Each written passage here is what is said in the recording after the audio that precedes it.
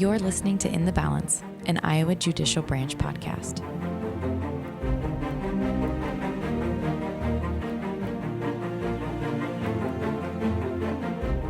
Welcome back.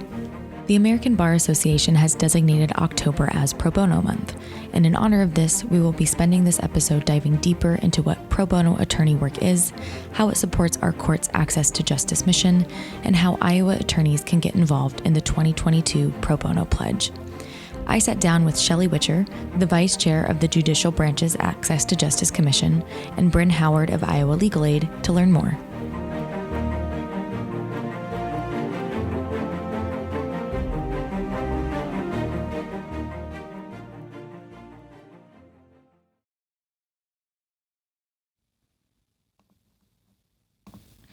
Thank you for taking the time to talk with me today, Shelley.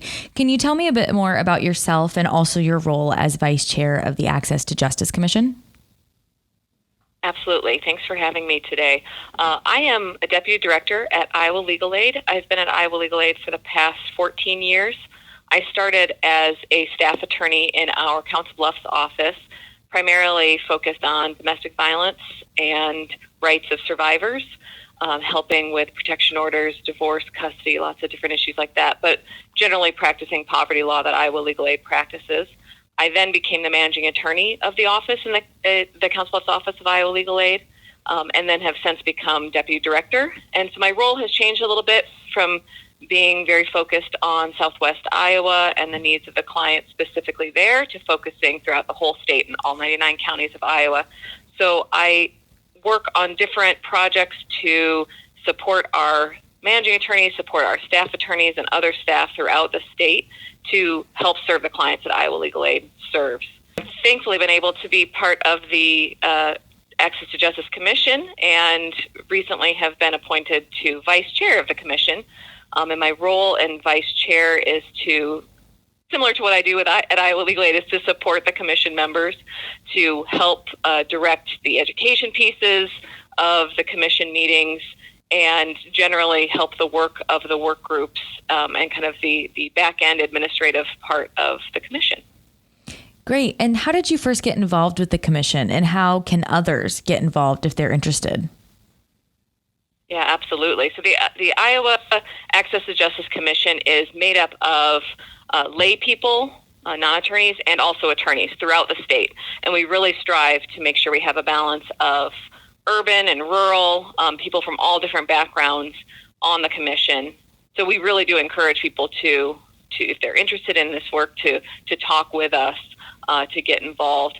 I started my connection to the commission when I became a deputy director, and I started working more closely with our Veterans Project and also our Volunteer Lawyers Project. And so I would sit in on commission meetings, and I started joining work groups, and I'll explain a little bit what those are. But I started becoming more involved there, and then became a member of the commission, and then have since become vice chair. Our work groups on the commission focus on different areas of the work that we do, and then the work that we are trying to improve access in all different kinds of areas. And so those work groups kind of focus in on very specific areas, things like rural issues, veterans issues, community outreach, corporate involvement, libraries and how they can be more involved. Also, other specific areas like limited licensure. So we really want people to be working on those work groups that are from different backgrounds and different views so that we can make sure that we are achieving access in those different issues. If somebody is interested in becoming involved, like I said, whether they're an attorney or they're a non-attorney, they can contact myself, but they can also contact Justice Apple or Tim Eckley with the Iowa Judicial Branch. Through your work with Iowa Legal Aid and the Access to Justice Commission, what are some of the most common barriers Iowans face when it comes to accessing our courts? I think barriers to access come in all shapes and sizes, but some of the biggest barriers include financial access and also knowledge and language access. So with financial access, obviously if you are lower income, you're going to struggle to find an attorney to represent you because you're not able to pay for them. Thankfully, we have Iowa Legal Aid. We have other nonprofits throughout the state that can represent individuals in different types of cases. Thankfully, we also have attorneys who are donating their time through pro bono services to represent individuals like that. We also have attorneys that do low bono work, and that's kind of a term that means, a sliding scale fee, or they're willing to kind of work something out with the client to be able to provide services to them.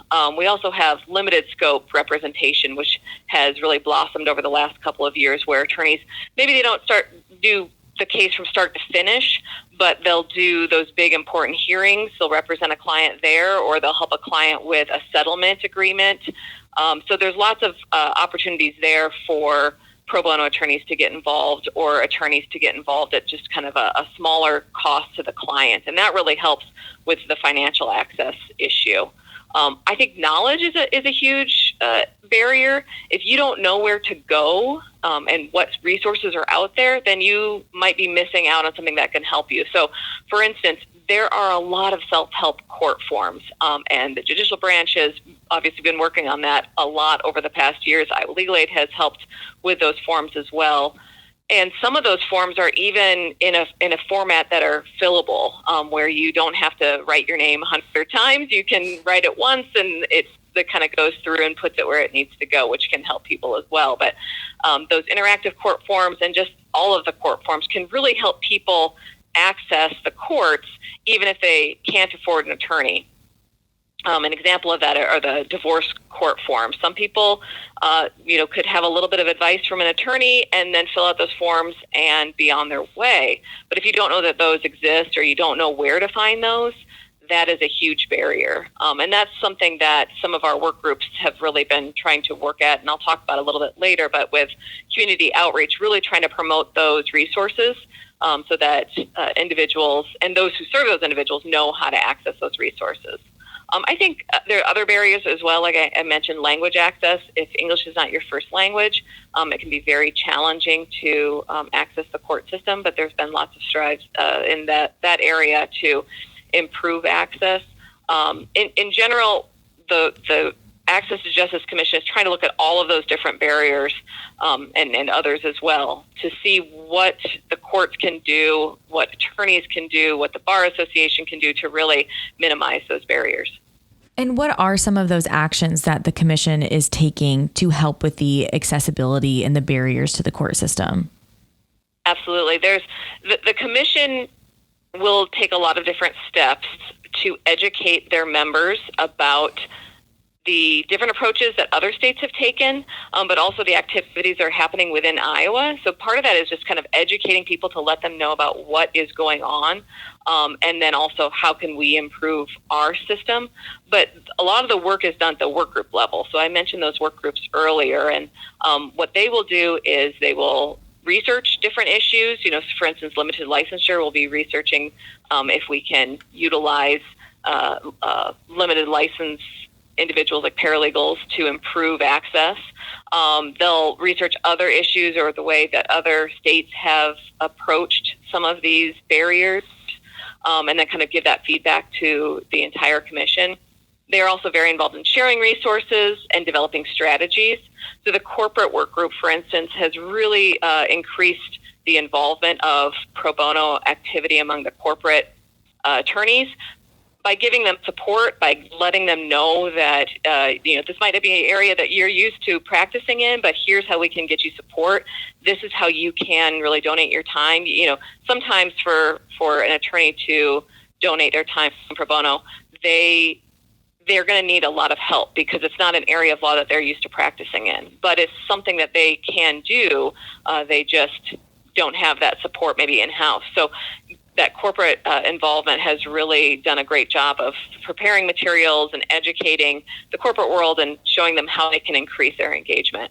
The Veterans Work Group has done a lot with improving access for veterans. They've helped get veteran legal corps attorneys in the state of Iowa, really making a strong connection for veterans clinics, promoting pro bono work for veterans throughout the state. So, really making sure that attorneys throughout the state know, hey, you could be donating your time to help veterans with their legal issues. We're also doing a lot of knowledge, increasing that knowledge throughout the state. So some of the rural access have created pamphlets and other promotional materials especially work with the libraries, really promoting the legal resources through the libraries, because that really is a rural access issue since there's libraries throughout the state. The libraries work group and the community outreach work group have worked together to work on the People's Law Library of Iowa, which the libraries work group is taking a lead on. That's going to be a repository that is a centralized repository for all the different legal resources in Iowa. And so that issue, that barrier I talked about earlier about not really knowing where to go, that's going to be resolved in part because of this People's Law Library of Iowa website. So you're not going to have to try to think about all the different places that you might need to look. It's all going to be in one spot. You can kind of look for your issue and then see all the different resources. So we're really excited about that, and that should be coming in the next few years. And of course, the Iowa Access to Justice Summit is a summit that we have done in the past, that the Community Outreach Work Group for the Commission has done a few years ago, and we're doing again this year. And that's going to be a way to really get a lot of information out there. So tell me a little bit more about this summit. You know, what actions will be taken? What is the core purpose of this summit? Yeah, absolutely. The Iowa Access to Justice Summit is going to be held on November 4th. It's an all-day summit. It's virtual, and that way we can really reach people throughout all 99 counties of Iowa. It's not something that people are going to have to travel to. I think that's going to reduce a barrier for the individuals that want to attend, which I'm very excited about. It was obviously something that was a bit born out of the pandemic to make it virtual, but I think in the long run it's going to be better for the summit. So the audience for the summit are people who work with individuals who are trying to access the court system. So, one of, like I said earlier, one of those most substantial barriers for individuals is just knowing where to turn, what to do next to access the courts. And so they often turn to service providers. So that could be a case manager at a nonprofit, maybe a social worker at a hospital, or a member of a veteran service organization. And so we really want to aim at that population to teach them about the different opportunities that are out there for individuals to access the court system, and also to show them those resources so that they can then show their clients. And so we're trying to really promote this to service providers throughout the state. Like I said, it's going to be virtual and all day.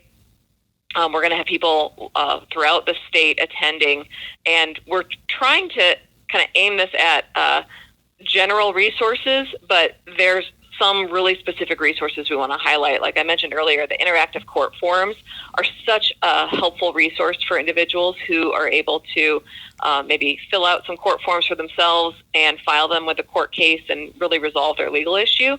But if they don't know where they are, or they don't realize that some of these court forms are interactive and that it'll be a lot easier to fill them out, you're not going to be able to access it if you're not sure where those are. So we're excited to kind of showcase some of those resources. So we're really aiming at educating the population here for the Iowa Access to Justice Summit, and also showcasing a lot of the agencies that do work throughout the state. I think that's another big issue, is that we have a lot of organizations, a lot of agencies whose sole purpose is to help people access the courts. But if you're not sure when to turn to them or how to turn to them, you're not going to be able to access their resources. So that's one of the big portions of the summit as well, is kind of this agency highlight, where we're going to be talking to a lot of different agencies about what they do and how we can access them. So that's November 4th, and it is we've been taking registrations. There's an Eventbrite for the Iowa Access to Justice Summit if people are interested in attending. Amazing. We've talked a lot today about pro bono work and how it is an amazing resource for accessing justice. How large of a role do you think that plays for Iowans and citizens who need that connection and access to the courts? It's indispensable. Without having attorneys donating their time, their pro bono time, there's just not enough access for individuals throughout the state. We have to have attorneys donating pro bono hours to help individuals. It's the only way it can work. Obviously, Iowa Legal Aid is there to help as many people as they possibly can, but we just can't. We can't serve every individual in the state. We have to have private attorneys, corporate attorneys, other attorneys that work throughout the state donating their time. And so we're really thankful for them to do that. We're really thankful that they donate their time through our Volunteer Lawyers Project or through the Polk County Bar Association Volunteer Lawyers Project, and help out these individuals. Like I said, even a few hours, one hearing, one document can make a huge difference in a client's case and their life. And so we were really thankful for attorneys donating their time like that. Great. Thank you so much for sharing your expertise with us today, Shelley. Thank you so much for having me. If you would like to learn more about the Access to Justice Commission, you can visit our website at iowacourts.gov. Up next, we will be sitting down with Brynne Howard from Iowa Legal Aid to learn more about the 2022 Pro Bono Pledge.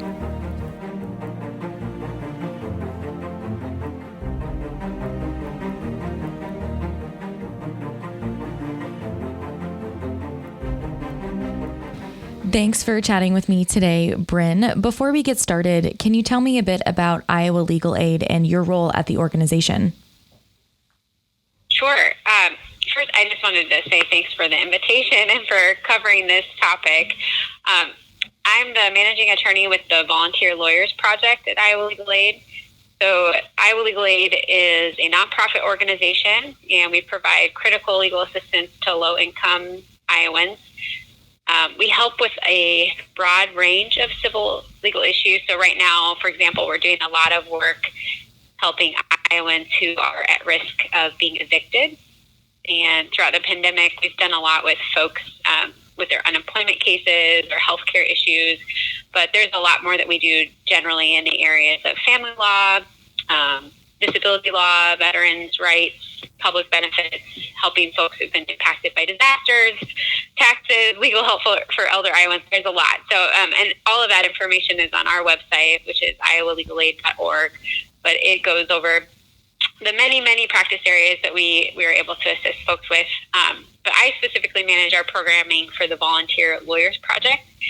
And the goal of that project really is to expand our impact by engaging volunteers, so private, corporate, government attorneys, finding ways to help them work with low-income Iowans. And so we try to create some of those opportunities for clients to be served in a variety of ways. Our biggest need always is for folks to take cases for full representation. We get a lot of calls and have a lot of cases where we just need an attorney who's willing to walk the client through that case. But we also know that sometimes that's just not a possibility. And so we also offer some smaller, more limited scope options. In many parts of the state, we have pro se clinics where we have volunteer attorneys who sign up to provide really limited legal assistance to clients as they navigate some of the court's pro se forms, for example. So those are some of the ways that we work with volunteers. Great. And this month we are talking about pro bono work and how that kind of intersects with Iowa Legal Aid. So in what instance would an individual wanting to access the courts need a pro bono attorney as opposed to maybe utilizing legal aid services? Yep. So the way that it works with Iowa Legal Aid is that if someone calls our office, we first have to do some screening to make sure that they meet our eligibility requirements. So we ask a few questions about income and also the legal problem to make sure that it's something that we can assist with. We don't assist with criminal cases, for example, but assuming that they meet our eligibility and our income requirements, then they'll talk with an intake attorney who will give some basic advice. And then from there, our office determines, is this a case that we're able to take either for full representation or with some sort of more limited assistance. But as sometimes happens, we'll have a case come through the door that we'd really like to be able to help with, and we just don't have the resources. Mm-hmm. And, that we've seen that a lot over the last year because of our focus on helping with evictions and putting a lot of our staff resources in some specific high areas of need.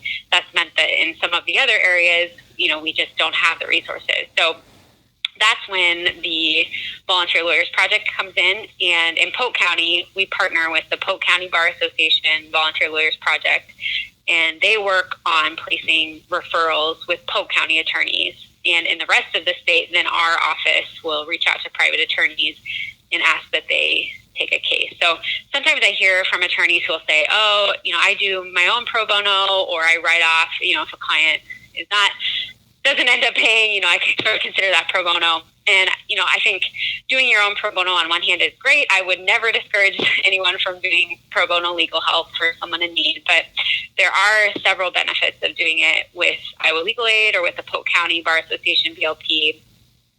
For one, we do a lot of the upfront work of getting the basic client info and assessing the case. And then we also can offer support to attorneys and mentorship. So sometimes people take cases that are a little bit outside their practice area. And so we're able to provide some help with that. And then we also have a library of resources. And we offer ongoing CLEs on legal topics. And, finally, and also importantly, we can offer malpractice insurance to attorneys while they're volunteering with us. So I think there are some important benefits of working on pro bono cases with us. Does that answer the question question? Absolutely. Absolutely. And as you said, working with pro bono attorneys, you have all of these resources available to you. And you also have recently announced that there will be a new Pro Bono Pledge for 2022. Can you tell us a little bit about that? Yes. So we're asking Iowa attorneys to pledge to do 22 hours of pro bono in 2022. The rules of professional responsibility encourage Iowa attorneys. It's not a requirement, but it's a strong encouragement to do 50 hours of pro bono, an aspirational goal. And we know that there are many Iowa attorneys who do those 50 hours every year, but we also know that, many aren't able or don't do that. And so I was looking through our volunteer hours reporting for the last couple of years, and I noticed that we had a lot of attorneys who volunteered anywhere from 5 to 15 hours. And I thought, an additional few hours should be manageable. When we look at 22 hours over the course of a year, that's less than 2 hours a month.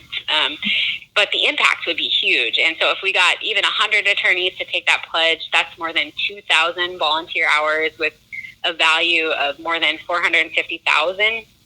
And if we get 200 attorneys to take that pledge and do those hours, that's almost $1 million in donated time. So, and then when you think about the impact on the Iowans that would help, it just would be incredible. So last year, we had great success partnering with the Iowa State Bar Association and the Polk County Bar Association, BLP, with the COVID-19 hotline. And the ISBA had more than 200 volunteers who worked on that hotline. Folks could call with legal issues related to COVID-19 and get a call back from a volunteer attorney. And the ISBA was actually awarded an award from the ABA for their involvement in that hotline. And we thought this pledge was really a great way to continue working together towards that goal of increasing access to justice to Iowans through pro bono legal services. And we are immensely grateful that Justice Christensen sent a letter and asked all Iowa attorneys to consider taking that pledge. And the judicial branch has also been supportive in helping us to promote pro bono service and promote this pledge. So, right, great. And where can attorneys in Iowa go to make their pledge?